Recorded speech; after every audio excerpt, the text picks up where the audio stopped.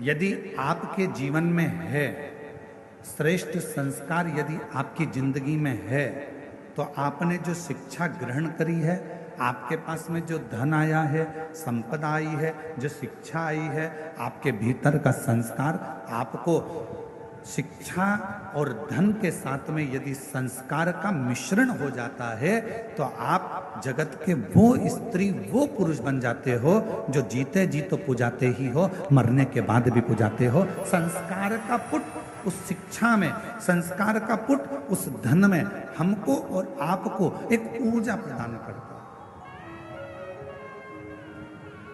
एक बल प्रदान करता है।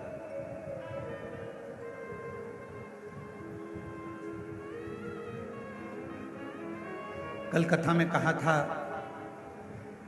और हम फिर निवेदन करेंगे आपसे, आपकी जिंदगी में एक बात हमेशा उतार कर रखना। किसी को आप 1 रुपये दान नहीं कर सकते, बिल्कुल मत करो। किसी को आप अठन्नी नहीं दे सकते, बिल्कुल मत दो।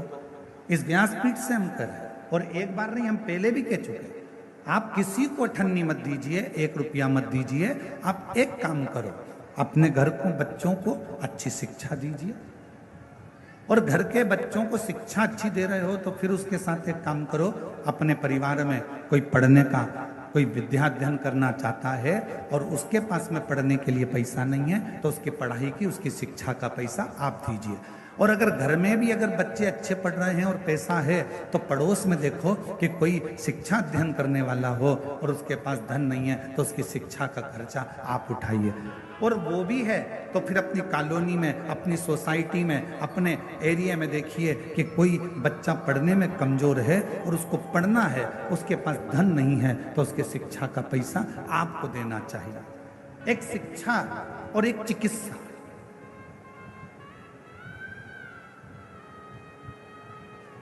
एक शिक्षा और एक चिकित्सा, ये जिंदगी में जितना बन सकता है अच्छे के माध्यम से, अच्छे कर्म के माध्यम से बांटते जाओ।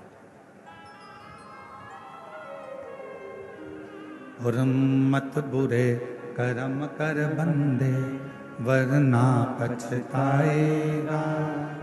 भगवान की आंखों से तू बच नहीं पाएगा, तू बच नहीं पाएगा। अरे ओ अज्ञानी मत कर नादानी, अरे ओ अज्ञानी मत कर नादानी। तेरे कर्म का फल भी तू ही पाएगा, जैसा किया तूने तेरे आगे आएगा। मत बुरे कर्म कर बंदे, वरना पछताएगा। भगवान की आंखों से तू बच नहीं पाएगा, तू बच नहीं पाएगा।